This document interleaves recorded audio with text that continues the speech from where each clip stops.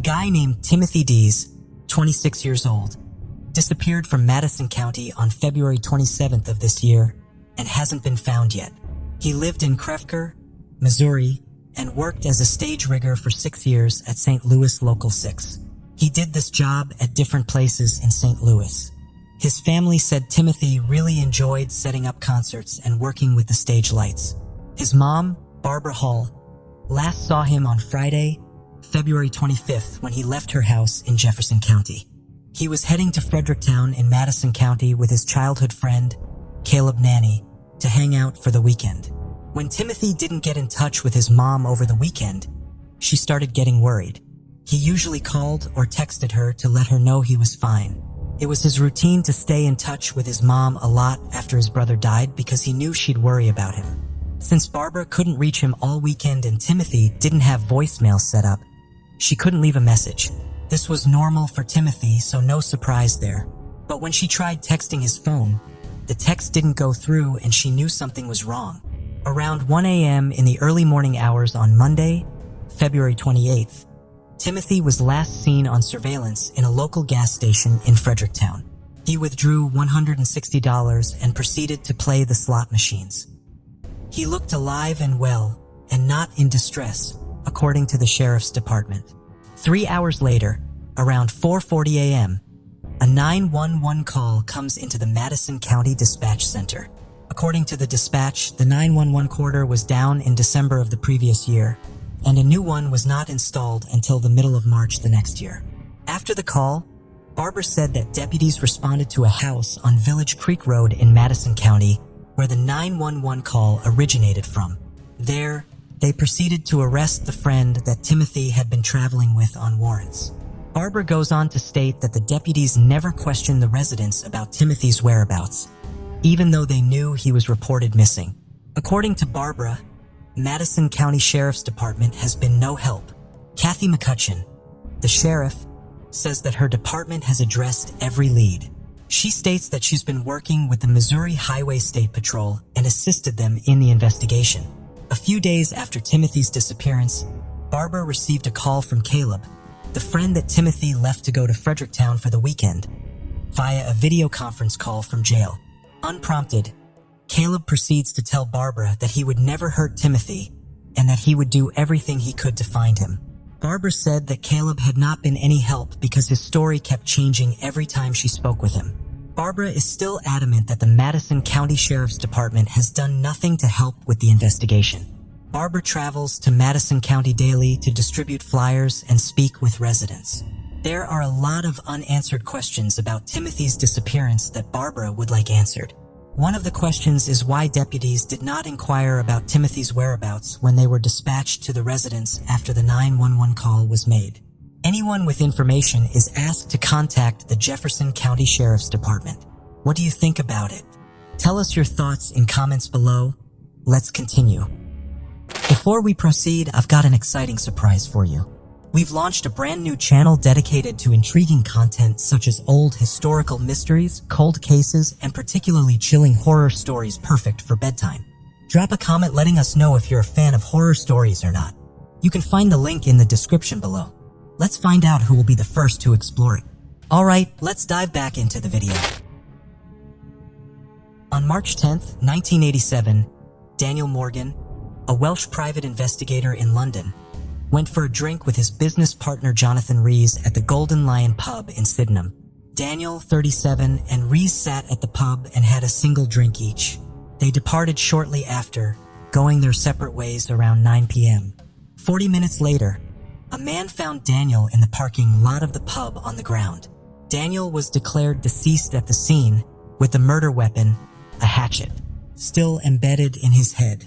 It was a gruesome murder and one that had shocked locals in the area. Daniel Morgan's family had also immediately been concerned about the coming investigation. Daniel's brother knew that he'd been working on a case regarding police corruption, and it had been immediate concern that someone within the local police force had caught wind. No one had come forward as a witness despite several pleas from the media. The hatchet had been a common general store make and model without any unique identifiers. But the killer had placed 2 bandages around the handle to act as a grip. Initially, the case was assigned to Sid Fiery, a detective sergeant at the Catford police station, and he had the collection of the crime scene evidence, the initial witness statements, and documenting the process. Months later, it was revealed that Fiery had been working with Jonathan Reeves. Fiery had been the one to interrogate Reeves, but hadn't disclosed that the two were friends, after which Fiery, Reeves, and two other police officers, along with Reeves' brother-in-laws, were arrested but later released. Fiery was removed from the case, but he resigned from the police department altogether and joined Reeves in replacing Daniel Morgan in the private investigation business. There had been several allegations that Daniel and Jonathan were having several differences of opinion regarding the business. Reeves was very well connected with the police department, whereas Daniel kept his distance. Daniel didn't trust the police department, concerned about corruptions within the ranks. One witness stated that Reeves had conspired to have Daniel murdered to get him out of the business, even revealing that Sid Fiery had been brought in to replace Daniel once he was taken care of. Reeves and Fiery denied this conversation took place, but it is what happened after Daniel's murder. The statements were deemed as not corroborated as there had been no additional witnesses, and the witness who made the statement was under investigation for fraud and therefore deemed not reputable. Months later, a former employer came forward saying that Daniel had approached him about asking for help selling a story to the newspaper about police corruption, solidifying the belief that Daniel was killed because of the article he was working on. In 1989, Jonathan Reeves was arrested a second time for the murder of Daniel Morgan, and this time he was charged. However, the charges were eventually dropped. Meanwhile, the Morgan family were continuing to keep the case in the media and keep pressuring lawmakers and detectives and papers to keep the case alive. Detectives decided to set up surveillance within the office of Reeves and Fiery. They discovered that the two were working closely with tabloid newspapers, and their clientele became less than honest. The two were hired by a man to plant drugs on his ex-wife before a custody hearing, so his ex-wife would be deemed an unfit parent by the courts and he wouldn't have to pay child support. It hadn't been the evidence they were looking for, but law enforcement had to intervene and blow the undercover surveillance operation. Reeves was arrested and charged with conspiracy to commit a crime and sentenced to 7 years in prison. Over the passing decades, the case remains unsolved. Reeves is now out of prison, but is still suspect to have been involved in Daniel Morgan's murder. The Metropolitan Police have been under incredible scrutiny since this case. Several audits have revealed deep and systematic corruption within law enforcement that really hasn't been addressed. Reeves had deep connections and had help from officers. Fiery had been a detective for many years, and in addition to knowing police protocols, was also well connected. The undercover surveillance had revealed one instance where they'd been willing to commit a crime in order to make a buck. And that surveillance had happened years after Reeves and Fiery had gone into business together. It wouldn't be a stretch to conclude that they might have done this before. In that case, two officers had also been arrested in connection with the crime for planting the drugs on an innocent woman. Those aren't the kind of officers you want investigating the man who was murdered for trying to bring to light corrupt officers. In 2021, Morgan's brother Alistair is still raising awareness and meeting with law enforcement to try and get action taken. In a recent report expressing concerns about the corruption within the Metropolitan Police, they said, "The family of Daniel Morgan suffered grievously as a consequence of the failure to bring his family justice. The unwarranted assurances which were given, the misinformation which was put into the public domain, and the denial of failings on the investigation, including failing to acknowledge professional competence, individuals' penal behavior, and managerial and organizational failures. The Metropolitan Police have also repeatedly failed to take a fresh, thorough, and critical look at past failings, concealing or denying failings for the sake of the organization's public image, is dishonesty on the part of the organization for a reputational benefit and constitutes a form of institutional corruption." Shane McLaughlin was just 15 years old when he first went missing from his mother's home in Romulus, Michigan in Metro Detroit. He was eventually found and returned, but then decided to move in with a relative to attend high school. He was last seen leaving his residence at 10:48 on the evening of October 28, 2020. He was captured on camera getting into a dark-colored SUV, possibly a Dodge Jeep or Durango, and had a Nike duffel bag with him. Shane has a heartbeat tattoo on the side of his left arm, and both ears pierced. On October 18, 2021, Crime Stoppers and the team's family marked the first anniversary since anyone had seen or heard from the teen. Crime Stoppers of Michigan was offering a $2,500 reward for any information. Shane's mother, Nicole Quarles, is seen on TV, tearfully asking for just a phone call from her son to let her know that he is safe. Not to return home, but just to call. Shane then surfaced in a TikTok video. The video showed Shane with his missing poster in the background and a medical mask on, alleging he left home because he was physically and emotionally abused. In the TikTok video, he claimed that he'd suffered from mental issues since he was 14, and when he asked for help from his mother, she would tell him to get over it. The TikTok videos have since been removed. According to Shane, he alerted police and child services about the abuse, and he alleged that no one would help him, so he chose to leave on his own, saying in the video, "I'm doing great on my own. I'm doing fine. I don't need nobody. You guys might think because I'm young, I need someone to rely on, but I don't. I'm perfectly capable of living by myself. There's no one that I need in life. I just want to be alone." Quarles then acknowledged in her own TikTok video that this is indeed her son, but denied the abuse claims. She stated that Shane had been counseling for anxiety but was experiencing difficulties at home. She said that she believes he has been brainwashed and she fears for his life and will not stop looking for him. Quarles said that she and the police know the woman that is helping Shane. She lives near Quarles, and Quarles had taken out a personal protection order against the woman. Quarles said that despite the court order, the older woman had not kept her distance from her so that court action would take place. She stated that if Shane agrees to meet with the police so that they can determine his well-being, she will call off the search. She has stated that she believes that Shane was groomed by the older woman and that the two have been in some sort of relationship. According to the Romulus police, Shane is still considered a voluntary missing person. Law enforcement have stated that there isn't any evidence to prove Shane was abused, nor his siblings. However, they have stated that once Shane turns 18, he will not be required to return to his family, but they would like him to reach out so that they can make sure he's okay. As of right now, the case remains open. This case is kind of unique, but because Shane is still a minor and given his age and the allegations made on both sides, it is paramount that law enforcement know he is okay and that there wasn't anything criminal with his disappearance.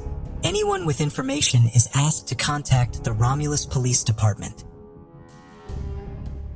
Krista Abelseth was 16 years old when she was sexually assaulted by the then 30-year-old John Barnes. Krista said she'd been drinking with Barnes and had suddenly become very tired and intoxicated. The last thing she remembered was being offered a ride home. However, Krista awoke naked on the bathroom floor in Barnes' home. She hadn't been conscious during the sexual assault and had become pregnant as a result. She didn't initially report the assault as she didn't know the laws around filing police reports, bearing in mind she was also only 16. However, when she was seeking therapy in 2015, she was informed that she still was within the window to report the crime, which she did. Krista didn't inform her attacker that she had kept the child and raised her child as a single parent for 5 years before Barnes learned of the child and immediately sought to custody of the little girl. Then Krista recently lost custody when she gave her daughter a cell phone, which had been prohibited by the judge. The daughter, now 16, brought forward allegations that her father had sexually, physically, and emotionally abused her. Krista was back in court to request full custody, which was also the teen's wish. Initially, the request was denied due to insufficient evidence despite evidence from the hospital confirming that the child was not a child, that the 16-year-old had injuries consistent with sexual assault. Barnes also stopped allowing Krista to visit or communicate with her child. This is when Krista took to the media, alleging that the courts were protecting a known child predator and was a danger to her child. The story garnered international attention, demanding criminal action. On July 15th, the judge on the case ordered that the teen be placed in the care of a third party while he looked into the sexual assault allegations from both Krista and her daughter. The age of consent in Louisiana is 17, and due to Krista's age when she gave birth, no matter what the circumstances had been, it was illegal and should have been investigated during the initial custody trial. Also, Barnes was held in contempt of the courts during that hearing and ordered to pay Krista's legal fees for not allowing her to communicate with her daughter. So far, there have been no updates from the courts, even though there was supposed to be a verdict on July 15th regarding the custody arrangement. But the courts couldn't come to a decision, so it's being pushed to a later date. We don't know when the next court dates are, but it is hopeful that Krista is reunited with her daughter. In California, the Gem and Jewelry Show was getting ready to move the event to the Pasadena Convention Center in San Mateo. It is a traveling convention that features rare private collections for display. And during the move on July 11th, all of the precious wares were loaded onto an armored vehicle driven by Brink Security. The contents of the vehicle have an estimated combined value of over $100 million. Stepped away from the vehicle at a rest stop and left the truck unattended for 27 minutes. When they came back, the vehicle had been robbed. The thieves are alleged to have bypassed the vehicle's locking system. Specifics haven't been released, so as to not jeopardize the safety of other vehicles in the fleet. Initially, it was reported that the loss was less than $10 million in value, but it is now being discovered that several of the collectors had underinsured their jewels because insuring these items is incredibly expensive. The owners impacted aren't huge corporations. They are usually individuals or families that rent out the items to trade shows to not only share the items with the public, but it also helps to cover the costs of insuring them. The Gem and Jewelry Show has been operating for years and has never had an issue before. They have also exclusively worked with Brinks to secure the items and have never had any issues. This is an ongoing investigation, and I'm sure we're going to hear more about this later. Stephanie Isaacson, who had been murdered in a random attack while she was walking to school. Her case was solved after 32 years thanks to the generous donation that funded the advanced genetic genealogy testing that had been instrumental in solving the case. Her killer, Darren Roymarchand, had committed suicide 9 years after the slaying. His DNA profile had also connected him to another unsolved cold case. He had been a longtime Las Vegas resident, but had never been a suspect in either case. The generous donation had been provided by local businessman Justin Wu, who has since gone on to fund several more cases. And similar to the identification of Darren Roymarchand, Wu's funding has closed 2 cold cases, both perpetrated by the same killer and possibly another 5. Because of this donation, the Las Vegas Metropolitan Police Department may have identified a serial killer active in the area in the 70s and 80s. The first case that was solved was that of Kim Bryant, a 16-year-old who was abducted from a Dairy Queen parking lot on January 26, 1979. The Dairy Queen was across the street from her high school, and she was waiting there for her boyfriend to pick her up. When he arrived, he noted that Kim was nowhere to be seen, but didn't think too much of it. Kim had been abducted around 9 a.m. and wasn't reported missing until late afternoon when she didn't return home from school. An extensive investigation of the teen was conducted, but there had been little to go on. Officers had one witness who said they saw Kim waiting and then saw 2 young males drive past, talk to her for a moment, and then drive away shouting obscenities at her. Those young men had never been identified, but officers had the make and model of the vehicle. Additionally, they also released a sketch to the media. A month after her disappearance, 3 boys made a grisly discovery while hiking. Kim's body was discovered in a desert area in a shallow grave. She had been brutally beaten, sexually assaulted, and the cause of her death was noted as blunt force trauma. The investigation went on for several months, but eventually, leads dried up and the case went cold.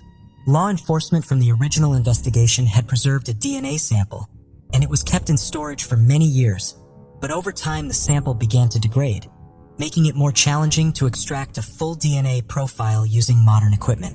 In 2021, while re-examining the evidence, they found a new sample on Kim's clothing and were able to get a full DNA profile and upload it into the national databases. This had renewed hopes of finding her killer, and it had been the first time they were able to get a full profile for comparison. Unfortunately, there were no hits. In 2021, after the success of finding Stephanie Isaacson's killer, Justin Wu offered to fund more cases, covering the costly expense of sending DNA samples to private labs in order to have an advanced genetic genealogy profile done. Kim's case would be one of those in the next round of cold cases to be sent off to Othram Labs. It took nearly a year, but finally Othram was able to narrow in on several close relatives of the suspect.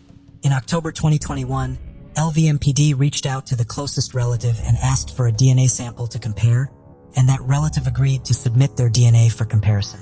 It was in November 2021 they finally had an identification. Kim Bryant's killer had been Johnny Blake Peterson, who had been 19 at the time of Kim's murder. Johnny had also attended the same high school as Kim, but he graduated a few years before she did, and it was unclear if the two knew each other. Peterson had never been identified as a suspect, however. He had been arrested for sexual assault, but never convicted, and it appeared the case against him had been dropped. Peterson lived in Las Vegas his whole life. He worked in construction as a plasterer and a general contractor. He had married and had 2 children, but died under mysterious circumstances in 1993 at the age of 32. His cause of death could not be determined. When LVMPD uploaded Peterson's DNA into the national databases, they were surprised when his DNA matched another cold case from Las Vegas. On December 31st, 1983, 22-year-old Diana Hansen was abducted while jogging in western Las Vegas. Diana was a college student from Texas visiting family over the winter break. Similar to Kim's abduction, it had been quick without any witnesses. She had been reported missing later that day, but maybe because of her age and that she wasn't a resident, or that it was New Year's Eve, there wasn't as large of an immediate sense of urgency with the investigation that we saw with Kim's. There is barely any information about her disappearance available. The following day, her body was discovered in another remote area near where she'd been abducted. She had been sexually assaulted, but in escalation of violence from Kim's murder, Diana had been stabbed to death. Diana's murder investigation quickly went cold. No one in the area had seen anything suspicious, and it wasn't clear exactly where Diana was jogging, so they couldn't even narrow down where they would be looking for an abduction. There was little evidence to go on, and the case had remained unsolved for decades. It had only taken a week from Johnny Peterson's identification as Kim Bryant's killer for Diana's cold case to be solved. LVMPD is looking at 5 other cold cases that have similar patterns as Kim and Diana's cases.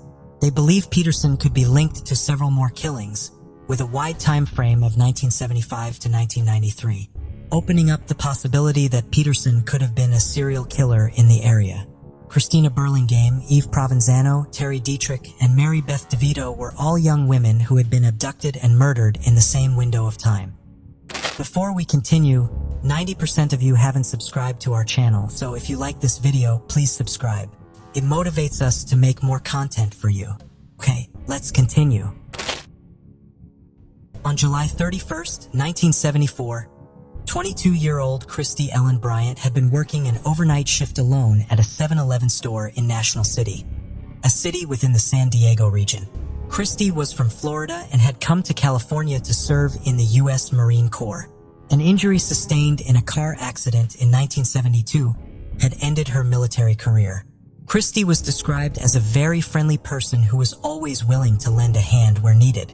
Sometime in the early morning hours, Christy was attacked.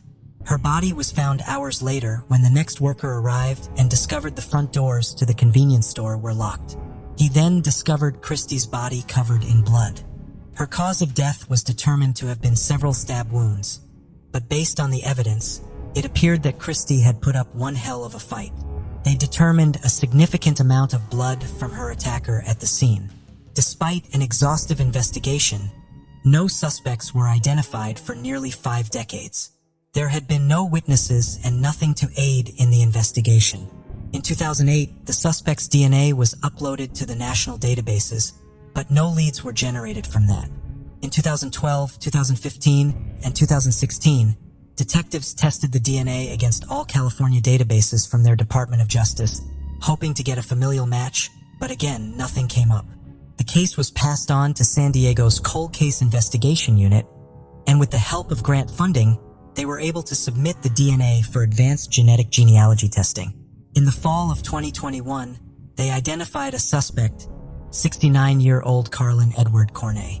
They surveilled him and collected a sample of DNA for comparison and were able to connect him to Christie's killer. He was extradited to San Diego, where he is pleaded not guilty. Cornet had never been a suspect in the slaying, nor did he have any criminal history. At this time, it is unclear when his next trial date is. Christie's father and sister made a statement to the media. Her sister has vowed to attend every court date Cornet has. Holly Bryant stated to the media, "I do want him to pay for what he did, and I hope his family can accept it as well." Back in 1975 in New Smyrna, Florida, a young couple, Tina Gale Lynn, 17, and Dean Klaus, 21, tied the knot. They were high school sweethearts and soon had a daughter named Holly. After Holly was born, they decided to move to Texas for Dean's construction job. They said goodbye to their families and headed off to Texas. At first, they kept in touch a lot, but then the calls and letters stopped in April 1980. It didn't seem odd at first, but then Dean's family got a weird call. A woman named Sister Susan from Los Angeles claimed to know about Tina and Dean and had Dean's car. She wanted $1,000 to bring the car back to Florida. The car had been purchased by Donna and gifted to Dean for the move. Donna agreed to meet the woman, but also alerted authorities. They agreed to meet at the Daytona racetrack. The Klaus family was confused when 3 women in white robes, possibly one male, stepped out of the vehicle and did not want to be contacted by family members. She further stated that the couple had given up all of their possessions. The women were reportedly taken into custody, but no police report of the incident was ever found, and because the couple were adults, no investigation was taken at that time. Donna stated that she hadn't been surprised that Dean had joined a cult. He had expressed interest and had been involved in a different cult in Florida, but she thought that he'd put it past him when he married Tina. After this encounter, no one heard from Tina or Dean ever again. It was in 1981 in Houston, Texas, when 2 bodies were discovered in a wooded area. It was a man and woman found in a shallow grave buried together. The cause of death was deemed to be homicide. The man appeared to have been beaten to death, while the woman had injuries consistent with strangulation, and in the grave was a bloody towel and green gym shorts. They estimated that they had been killed 2 months before the discovery. The bodies had no identification, and there weren't any missing person report that matched. Composite sketches were done and released to the media, but no one came forward. The bodies remained unidentified for decades. They were buried in the Harris County and were given the names Harris County Jane and John Doe. In 2021, Texas established a dedicated statewide cold case unit for the first time to start going through the 20,000 unsolved murders in the state. The cold case team started accepting cases in the fall of 2021, and one of the first cases they decided to open was that of the Harris County Jane and John Doe. They first decided to have the bodies exhumed in order to get DNA samples from the 2 of them, and soon the bodies were identified as Tina and Dean Klaus, who had been missing since 1981. Law enforcement started their investigation, which led them to speak to the families of the deceased. Very quickly, they learned that the couple had a young daughter, and a search began to find baby Holly. Dean's mother said that she was devastated to learn that Dean and Tina had been murdered so soon after they stopped communication. Though she had missed her son over the years, she had hoped the family had been living out their lives, but had always feared the worst. Both Tina's family and Dean's family had never given up hope that they might one day have answers. Law enforcement from multiple agencies set to work trying to find Holly, and in June 2022, they made the discovery that no one had thought possible. Holly Klaus, now 42, was found in Oklahoma. Some details have not been released to protect the ongoing investigation, but it was revealed that shortly after the murder of Tina and Dean, Holly had been left at a church in Arizona and adopted by the pastor and his wife of the church. They had renamed the infant. She never knew her birth name, birth family, or parents. Holly's adopted parents were not suspects. They revealed details about the circumstances that brought Holly to their front door.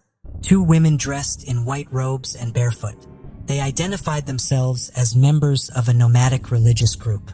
The women spoke about their beliefs, saying that their religion included separating male and female members and practicing vegetarian habits. They also stated that their religion prevented them from wearing leather goods. These group members also indicated that they had previously given up another baby at a laundromat. Experts have identified the group as likely being the nomadic cult called Christ's Family, which had been led by Charles McHugh. The group had been known to wander the southern United States for years and had been active in Texas in 1981. The Texas General's Attorney's Office went on to state that the members of the group are believed to have traveled to Arizona, California, and possibly Texas. The members of the nomadic group had been spotted in Yuma, Arizona during the 1980s, with the female members asking the public for food. McHugh, who called himself Lightning Amen, believed himself to be Jesus reincarnated and at the group's highest had 2,000 members. McHugh encouraged excessive drug use and demanded that members give up their former lives and earthly possessions. Children within the cult were viewed as excessive baggage, and it was required that all children be given up. If Tina and Dean had been involved with this or recruited into this cult, they would have been required to give up Holly, and it is still unknown what led to their deaths. The FBI had noted that this particular group as non-violent, however, the leader was seen as dangerous and unpredictable. McHugh had been arrested in 1985 for possession and transporting methamphetamines for the purpose of sale, as well as weapons charges. At his arrest, he was also found to be in possession of several weapons, various other drugs, and $4,200 in cash. He was convicted along with 4 other followers and went to prison for a bit. Another incident in 1985 was when 10 cult members were arrested for growing over $900,000 worth of cannabis at a compound in California. The cult broke up when McHugh was in prison. When he was released, he had a small following until his death in 2010, though there are still active members of Christ's family. Holly, whose adopted name has been withheld to protect her family's privacy, has 5 children of her own and even is a grandmother. She has been reunited with her birth family, who has welcomed her return. Their reunification is being facilitated by experts. Family members are relieved that Holly had a good life and was well cared for all of these years. The investigation into the murders of Dean and Tina Klaus is still ongoing. Little is known about what may have happened to the couple. Had they refused to give up Polly and was killed by McHugh or other members? The timeline puts a time of murder around the same time the car was returned to Florida. If anyone has information about their deaths, they are asked to please contact the Texas Attorney General's Cold Case and Missing Persons Unit. Nestled at the base of Pikes Peak, a scenic summit in the Rocky Mountains, is Colorado Springs. It's described as a big city with a small-town feel, but the recent murder of 17-year-old Riley Whitelaw has shaken this Midwestern community to its core. Riley was a high school student working part-time at the local Walgreens. She was a talented student that kept a super busy schedule. When she wasn't in class, she was a school color guard member and even found time to volunteer. She was described as a creative person that used several artistic outlets to express herself. She loved painting, writing, dancing, and playing guitar. Not only was she accomplished and bright, but Riley was described as empathetic, compassionate, and wise beyond her years. Riley was tragically robbed of her bright future when she was murdered on June 11th. The story of that day actually began 1 year earlier, when Riley was only 16 years old and started working a couple days a week at her local Walgreens. Riley was said to have liked her job there and got along with her coworkers. However, Riley went to her management team and said that one coworker was making her uncomfortable. 28-year-old Joshua Johnson. She said that Johnson was making several unwanted advances towards her, and she was concerned and wanted it to stop. The store manager, Justin Zunino, told her that he would take the complaint seriously, but only spoke to Johnson asking him to act professional in the workplace. We are talking about a grown man making unwanted sexual advances towards a minor, and all that happened is he was asked politely to stop. No additional precautions were taken to protect Riley. There were no disciplinary actions taken, and Riley was forced to continue working shifts with a man who would continue to harass her. Over the next 9 months, Riley continued working at the store, and it is unclear if the behavior continued from Johnson or if management wasn't doing anything about it. There allegedly weren't any additional formal complaints for a while. I remember when I was 18 and working my first full-time job. It was a job that I worked entirely with much older adults. Almost all of them were men. I had endured months of sexual harassment from a couple of guys that I worked with. When I went to my male manager, he laughed and said I was being sensitive and told me to ignore it. It kept happening, And when I approached the owner about what was happening, all of a sudden, my manager was pissed off at me because I'd gotten him in trouble. After that, my manager basically told all of my coworkers I had tattled on them and I was ruining all the fun. I was essentially bullied relentlessly after that. I was put on shitty shifts, I had my hours cut, and my manager refused to sign off on reporting my hours that I needed for my apprenticeship. I know that my experience is not a unique one. Reporting sexual harassment in any workplace is terrifying. It took me weeks to build up the courage to say something, and in the end it made things 10 times worse. The bullying for reporting the incident was way worse than the initial harassment. I don't know if this happened to Riley exactly, but I know what happens in workplaces. People gossip and people are mean. In March of 2022, Riley's boyfriend Jacob began working at the same Walgreens as Riley. It was at this point that things began to escalate. Crystal Ishmael, another manager at the store, began noticing that Johnson seemed to be acting increasingly jealous. But again, nothing was done about it. There was zero effort made by management to make any changes or protections in place. In late May, Riley approached management again and reported Johnson for unwanted advances that were making her uncomfortable. She specifically stated that things were at the worst when they worked shifts together. Riley asked to not be scheduled with Johnson. It seemed to be a very reasonable request if they weren't willing to do anything else. She made the complaint with the store manager, Justin Zunino. As was seen with the first complaint, no action was taken. When Riley asked not to be scheduled with Johnson, she was told that they could only accommodate her request by cutting her hours and it wasn't possible to schedule them separately. The harassment was so unbearable that Riley accepted the accommodation, but eventually approached management again and that she said she basically begged for more hours. Zunino said he could give her more hours, but she would need to work with Johnson and just deal with it. Riley accepted the schedule change and went back to working night shifts with Johnson. On June 11th, 2022, Riley was working the same shift as Johnson. She left for her 30-minute break around 5:30 p.m. She was working a Saturday, so she was likely midway through her shift. For anyone unfamiliar with corporate retail structure, breaks are usually staggered in such a way that they shouldn't disrupt business service. These breaks are usually all pre-planned out and on your schedule, so you know what time approximately you're going to be taking your break. And if you're even a minute late coming back from a break, your manager usually knows about it because that means your coworker can't go on their break and it has a domino effect for the rest of the breaks that day. So to me, this next part makes no sense. Crystal Eichmel noticed that Riley didn't return from her break around 6 p.m. and called Justin Zunino to come back to the store. He quickly returned a few minutes later. Eichmel claimed to have looked all over the store for Riley and had basically assumed she had abandoned her shift, which is a term used for people who leave mid-shift. Zunino decides to check the store's security footage to see if Riley left the building, but instead he finds something much more disturbing. In the video, Zunino saw Joshua Johnson carefully stacking boxes on top of one another until they completely cover their surveillance camera that faced the staff break room, as if he was trying to prevent people from seeing the actions he was about to take. He noted the time when Johnson had started doing this, and it was hours before Riley's disappearance, near the start of his shift. Zunino also noticed that when he returned to the store, someone had taped over the windows to the break room with paper, so that you couldn't directly see inside the break room. Additionally, he noticed a restroom closed sign taped over the door. This was the public washroom, and it was unusual to have that sign up while the store was still open.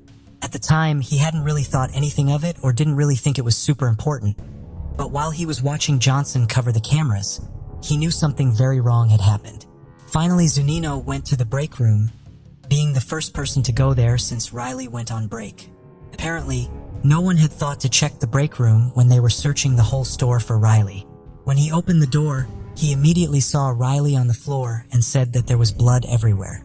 Completely upset and in shock, he did not enter the room and ran out to call 911 at 6:55 p.m.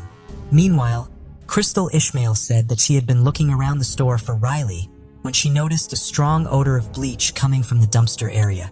When she attempted to investigate further, a male voice called back and said not to open it or come closer because he was changing. She quickly went to ask Zunino for help, but no one was there when she returned. All that was present was a completely empty bottle of bleach on the ground. Police officers arrived on the scene at 7:02 p.m. According to the police affidavit, Riley had suffered significant trauma to her neck area, and there was a lot of blood around her head and on the floor and other stains on the floor cabinets and counter. Zunino and relayed the information to the police about everything they had seen in the store that day and the camera footage. They also told officers about Johnson's jealous behavior and advances towards the victim. Joshua Johnson was already the prime suspect, but he was nowhere to be found. Officers began taking statements from customers and co-workers and discovered that approximately a customer in the store was shopping in the deodorant aisle when she heard screaming and a slamming noise like a door or locker. Nervous yet unsure of exactly what she'd heard, the lady simply finished her purchase and left the store, only reporting what she had heard after the incidents of the day came to light.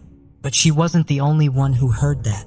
Several other reports from customers and co-workers reported hearing similar noises, but no one investigated, placing the time of the attack at 5:44 p.m. And even more shocking that no one checked the staff area for over an hour. I have been a manager for many years, and if someone was ever late coming back from break, the first place I would check would be the staff room. Law enforcement finally found Johnson the following day, walking on Interstate 95 near Trinidad, Colorado, over 100 miles from where the crime had occurred. According to the officers who picked him up, Johnson had scratch marks on his face and hands, consistent with defensive wounds. Johnson was promptly picked up without incident and brought in for questioning. He admitted to officers that he'd previously had a crush on Riley, but had not been interested lately because he was in a relationship with Crystal Eichmel. While there is uncertainty as to whether his claim is true, Crystal certainly did not mention this to police, nor did any of the other interviewees. So it's possible Johnson lied about his involvement with her. The improbable claim that he'd been in the break room after Riley had been killed and slipped and fell in her blood, but did not call police and decided to clean himself up. He said that he walked out of the store, went home, and changed his clothes. However, he denied stacking the boxes to cover the camera, despite the clear evidence of this action being seen on video. Joshua Johnson was officially arrested and charged with first-degree murder. He's being held without bail while he waits trial. The investigation is ongoing. Johnson will next be in court on August 26th. While Joshua Johnson is the top suspect and the likely murderer of Riley, news outlets have speculated as to whether he is the only party to blame for Riley's death. Walgreens and her managers there should have done more to protect Riley. Sexual harassment reports should have been taken seriously, and inappropriate behavior, like what Johnson exhibited, should not have been tolerated in the workplace. Riley's safety and well-being were not prioritized by her workplace, and this negligence contributed to her death. Walgreens has not made a public statement about Riley's murder, though they did opt to say that they were providing grief counseling to employees and have closed the store, which as of recording remains closed. It is unclear if any legal action will be taken against the management of the store, or if there will be any broader actions taken by the company to prevent this from happening again. Riley's family has set up a GoFundMe to establish a scholarship in Riley's name. They are hopeful there is swift justice and appreciate the outpouring of support they have received from the community and abroad. Colorado Springs Police Department also encourages anyone with information about this case to call them or make anonymous reports with Crime Stoppers. On January 10, 1984, Patricia Louise Smith, a 51-year-old interior decorator originally from Nebraska, was having lunch at her home in Lakewood, Colorado. She was helping her daughter, who had recently gone through a divorce, settle in with her two young kids. While Patricia's grandchildren were at school and her daughter was at work, she was alone at home. Later that day, when her daughter Sherry waited for her at the park and ride as usual, Patricia didn't show up. This worried Sherry, who waited for a bit before calling her cousin to pick her up. Together, they fetched Sherry's kids and went home. When they arrived, they noticed the house was dark except for the light coming from Patricia's bedroom TV. Inside, they found Patricia lying on the floor, covered with a blanket. Sherry realized her mother had passed away. She quickly took her kids and went to the neighbors to call the police. She had been viciously beaten.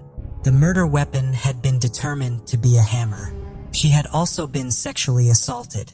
It had been a brutal murder and one that shook the community.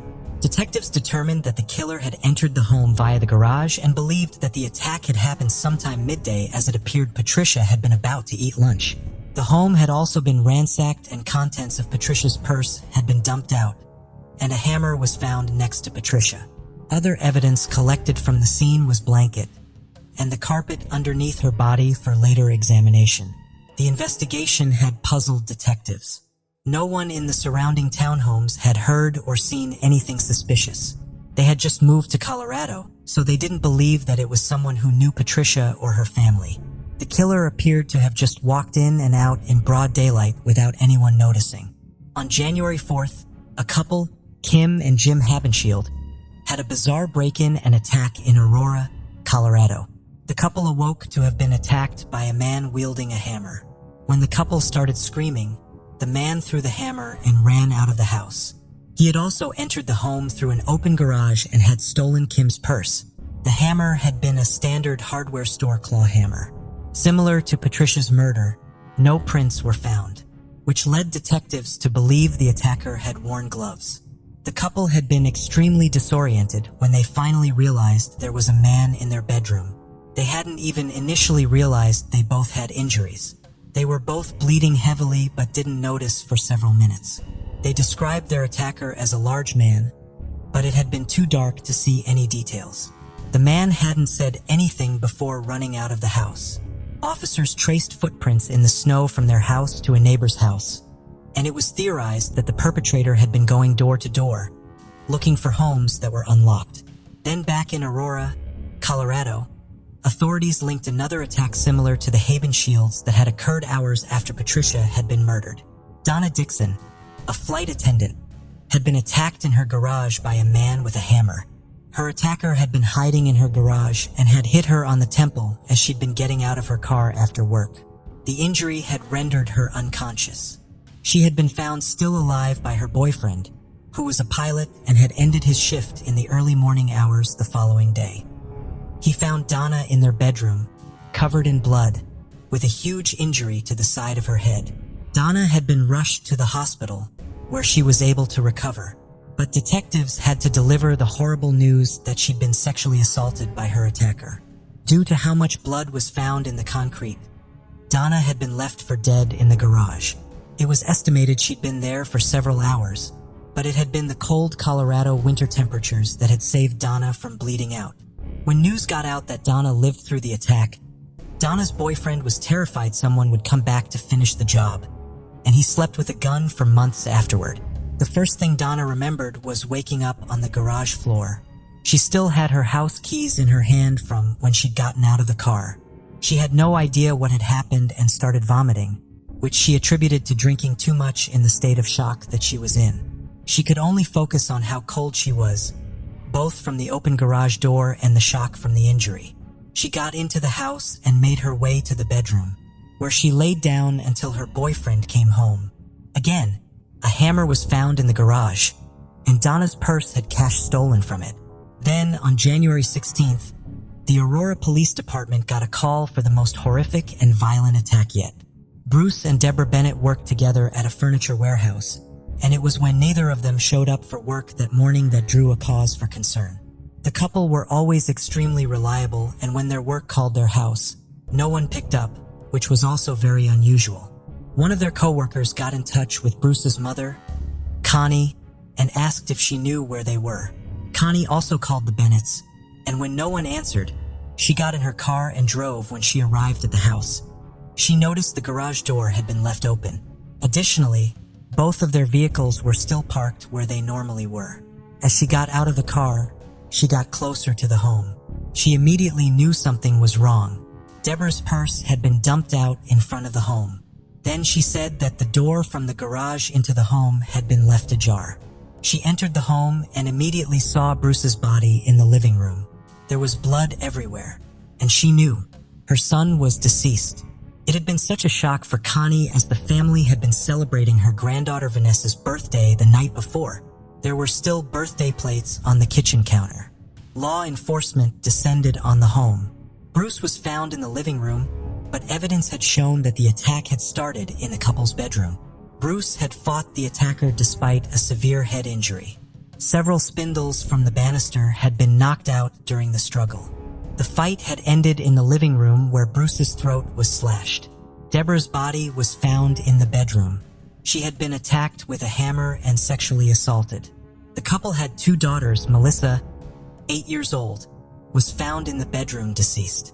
The youngest daughter, 3-year-old Vanessa, was found wedged in between the bed and the wall with significant injuries to her entire body, and in a shock to everyone was still breathing. Vanessa was rushed to the hospital where she was treated for a broken arm, skull fracture, shattered jaw, and several broken ribs. She was in a coma for days after the attack, and it would take her years before she recovered physically enough to leave the hospital. Both of the little girls had been sexually assaulted by the attacker. A mountain of evidence was collected from the home. Deborah's purse, DNA evidence left behind in both bedrooms. The knife that had been and a hammer was also discovered. It had been a horrific massacre, one that didn't make sense to anyone.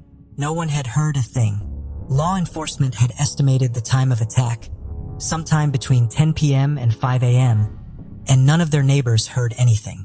Bruce's brother had been at the birthday party the night before, and he remembered as he was leaving that the garage door was open. He went in and let Bruce know to close it before he left around 9 p.m. He left after that and didn't know if Bruce closed it before going to bed. It wasn't long before investigators tied the crimes together. With how investigations were conducted at the time, they were all given to different, so there wasn't a collaborative effort to find this man. We saw this happen with the investigation of the Golden State Killer. Joseph James D'Angelo, being an ex-cop, knew what it was like between different police departments and that there really wasn't any system in place to work cooperatively. This was why he attacked in different areas all the time and how he got away with so many of his attacks. In this case, there were key similarities between all of the attacks. The hammer, the high-risk blitz-style attack, getting into homes via open garages, and stealing and robbing of purses. And in each of the attacks, all the homes had been in newly constructed subdivisions. An FBI profile was done of the unknown attacker. The FBI felt that they were looking for a young man because the attacks, all of the crimes had been messy. He'd left evidence behind, which led agents to believe this was an inexperienced killer. The attacks had followed a textbook escalation of violence, from attacking a couple and letting them live, to sexual assault and attempted murder, to the violent murder, and then the slaughtering of an entire family. The FBI also thought they were looking for someone who worked in construction, as newly built developments had been consistent with the victims. They also felt that all the victims were random, chosen out of convenience. Who knows how many homes he would try before finding ones with the doors unlocked. The attacker never broke into any of the homes, always entering where garages were open, and the doors into the homes were unlocked. The weapons were also notable. All the hammers were different. Some were older than others, some were construction, some were more of a basic home tool, and others were specialized. But he always brought them to the crime scene. The only weapon that had been used from inside at home was the kitchen knife used to kill Bruce Bennett. The crimes had all happened in such a quick succession, and the killer had attacked every week in January, and the communities surrounding Detroit braced for more attacks. But they never came. As quickly as the attacks had started, they just stopped. On January 26, 1985, in Kingsman, Arizona, Roy Williams was attacked in the middle of the night. An unknown attacker had come into his home through an unlocked back door, and Roy was awakened to a man standing over him with a rock in his hand. The man sent the rock crashing down onto his skull, but it didn't knock him out. A second blow came down, but the attacker dropped it, and instead of hitting his head for a second time, it landed on his chest, breaking a rib. Roy was able to get up and chase the man out of his house. Police came and investigated, but there had been little to go on. Roy couldn't identify his attacker because it had been too dark. What investigators did find was a very distinct set of shoe prints leading out of Roy's house. The shoe prints were so detailed, detectives could make out a number 9, indicating the shoe size. Their suspect had been wearing a size 9 tennis-style shoe.